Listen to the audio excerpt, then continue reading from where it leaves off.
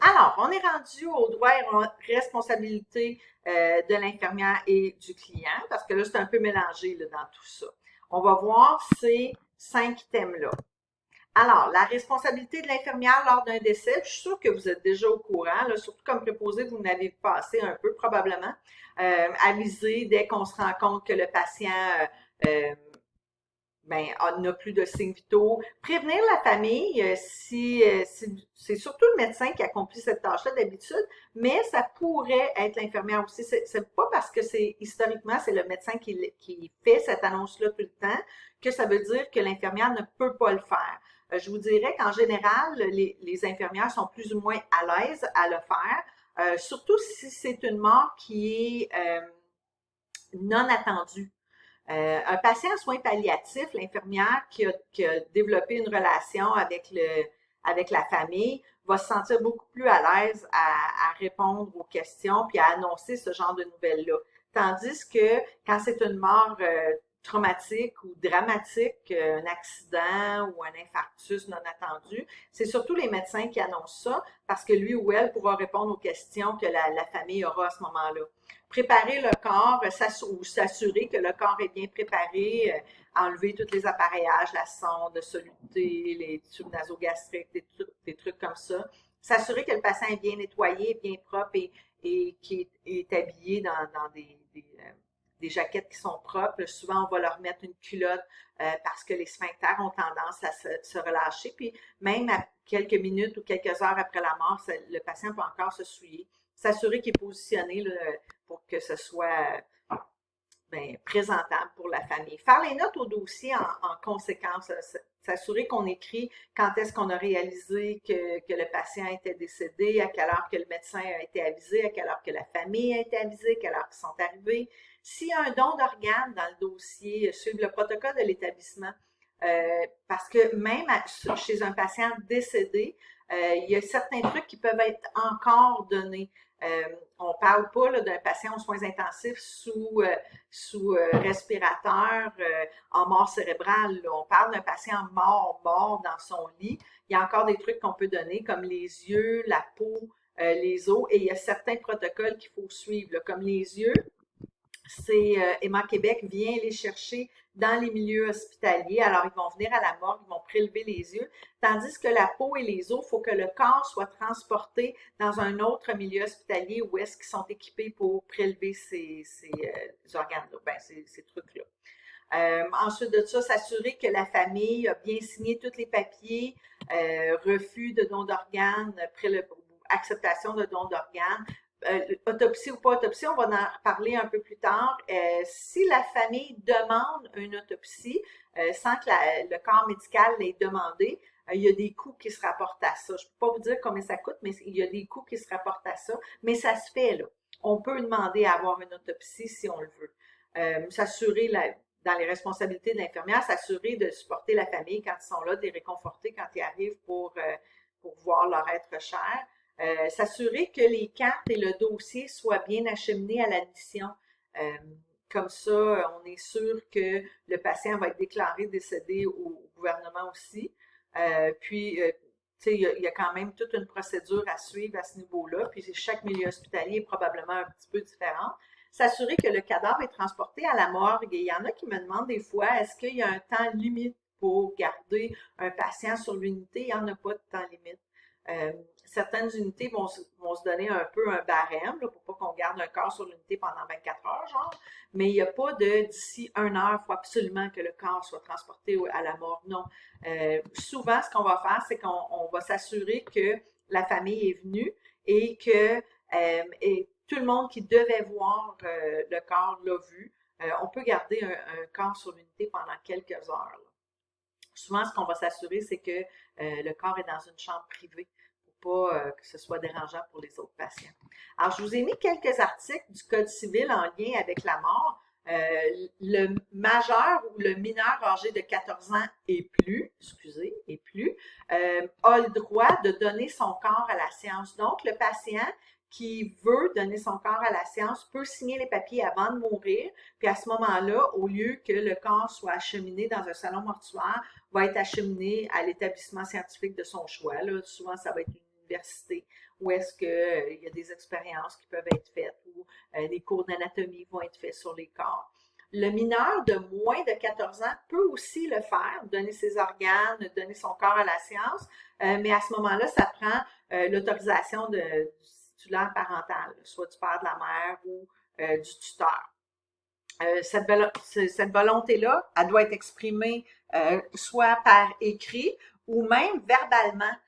Du moment qu'il y a des témoins, qu'il y a au moins deux témoins qui peuvent attester de cette demande-là, la demande peut être officielle de cette façon-là. Ensuite de ça, à défaut de volonté connue, la famille peut décider de donner, de faire des prélèvements d'organes ou de donner le corps à la science si elle pense que c'est ce que l'être cher aurait voulu.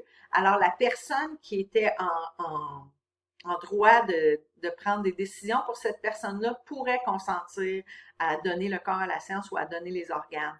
La personne qui est morte, c'est pas obligatoire qu'elle ait demandé, tu sais, qu'elle ait signé les papiers ou qu'elle ait demandé d'avance. Si la personne qui prend les décisions pour elle est là, puis pense que c'est quelque chose qu'elle aurait apprécié, ça peut se faire aussi.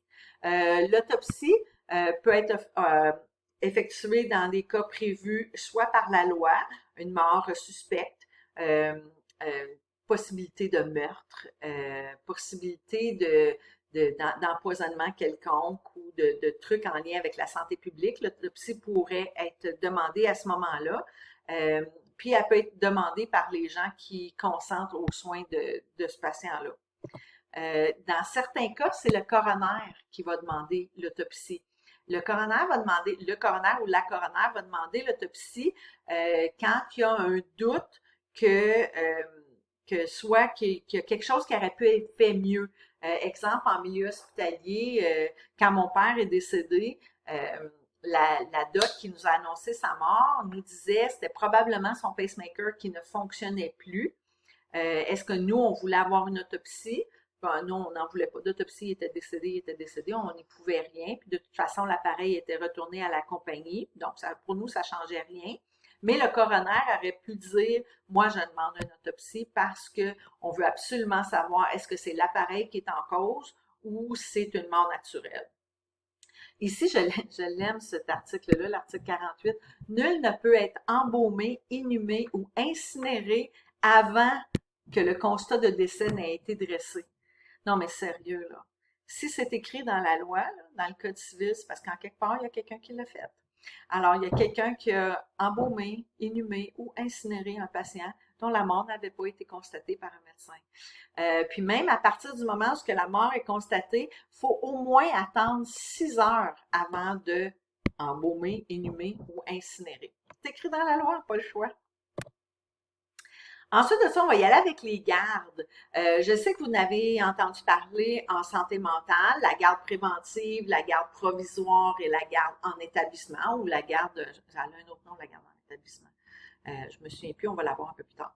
Alors, la garde préventive, c'est une mesure exceptionnelle. Le patient arrive à l'hôpital, on pense qu'il est un danger pour lui et pour lui-même, même si ce patient-là ne veut pas rester à l'hôpital, à la maison, à l'hôpital, on peut, si on juge que le patient est dangereux pour lui-même ou pour les autres, on peut, je dis on, c'est le médecin qui décide de ça, on peut le garder à l'hôpital contre son gré pour une période maximale de 72 heures. Au bout de 72 heures, il faut être soit passé à la prochaine étape ou laisser aller le patient. Alors, dans ces 72 heures-là, qu'est-ce qu'on doit faire? On doit soit obtenir le consentement de la personne pour rester à l'hôpital puis obtenir une évaluation psychiatrique ou faire une demande d'autorisation au tribunal afin d'avoir une garde provisoire. La garde provisoire, c'est le tribunal, c'est la cour qui va nous la donner. Et on a, dans les premiers 72 heures de la garde préventive, c'est une des choses qu'on peut faire. Si on pense qu'on ne sera pas capable d'obtenir le consentement de notre patient, on doit demander une autorisation à la cour pour avoir une garde provisoire. Et ça, on a 72 heures pour faire ça. Au bout de 72 heures, si on a notre garde provisoire, pendant la garde provisoire, qui elle ne dure juste 2 jours, ce qu'on a à faire, c'est d'avoir 2 évaluations psychiatriques. Une au moins en dedans de 24 heures et l'autre en dedans de 48 heures, parce qu'au bout de 48 heures, la garde provisoire elle tombe. Euh, alors, 2 évaluations psychiatriques distinctes. Ça veut dire 2 psychiatres différents. Si possible, 2 psychiatres qui se connaissent pas trop. Fait que souvent, ce qu'on fait, c'est qu'on prend 2 psychiatres qui ne travaillent pas dans le même établissement de santé. Et il faut que ces 2 psychiatres-là fassent l'évaluation psychiatrique et jugent les deux que ce patient-là est dangereux pour lui-même et doit rester à l'hôpital. Si les 2 évaluations arrivent au même constat, la garde provisoire devient une garde autorisée ou une garde en établissement. La garde autorisée ou la garde en établissement, alors c'est suite à la garde provisoire. Alors la garde autorisée ou la garde en établissement, elle peut durer de 21 jours à 3 mois, dépendamment là, de la situation du patient. Et à l'intérieur de ce temps-là, le patient va être réévalué de façon régulière pour s'assurer qu'il y a toujours une nécessité de le garder en garde en établissement ou en garde autorisée. Alors, je vais vous avoir mis des petits exercices là, avec le PowerPoint puis les liens des capsules pour que vous puissiez travailler là-dessus, puis les corriger, je vous les donne la semaine d'après. Alors, la garde autorisée, là, ça je l'ai dit, c'est de 21 jours à 3 mois. On essaye de s'assurer que le patient est réévalué sur une base régulière et à chaque fois, il faut que les deux psychiatres soient d'accord que le patient doit encore rester en garde autorisée ou en garde en établissement. À partir du moment où il y en a un des deux qui dit ce patient-là, il va très bien, ben il va très bien. Il n'est plus dangereux pour lui-même, il pourrait s'en aller chez lui, la garde autorisée tombe. À partir du moment où il y en a un des deux qui dit non, ce patient-là est plus dangereux, terminé. Ils peuvent s'en retourner chez eux. Donc, un petit résumé, la garde préventive, on arrive à l'hôpital, on est considéré dangereux, soit pour soi ou pour les autres. On peut être gardé à l'hôpital pour un maximum de 72 heures en attendant de soit nous convaincre d'accepter de rester à l'hôpital pour une évaluation psychiatrique ou de demander une garde provisoire à la cour. La garde provisoire, si elle est accordée par la cour, à ce moment-là, en dedans de 48 heures, ça nous prend 2 évaluations de 2 psychiatres distincts. Si les deux sont d'accord que le patient est dangereux pour lui-même ou pour les autres, notre garde provisoire devient une garde autorisée ou une garde en établissement. Et le patient va rester à l'hôpital d'une durée de 21 jours à 3 mois, à l'intérieur duquel il va être réévalué sur une base régulière pour savoir est-ce qu'il est toujours un danger pour lui ou pour les autres, est-ce qu'il doit toujours rester à l'hôpital pour se faire évaluer. À partir du moment qu'il y a un des deux psychiatres qui dit le patient n'est plus dangereux pour lui-même, terminé.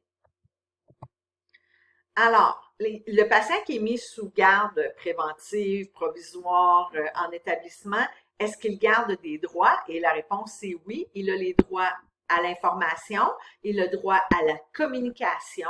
Alors, il a le droit d'appeler ses proches, il a le droit d'être informé de sa situation de santé, puis il a même le droit de refuser certains médicaments. Pas tous les médicaments, mais certains médicaments. Il a le droit même de faire une plainte à l'ombudsman s'il veut. Alors là, on serait rendu dans la protection des personnes inaptes.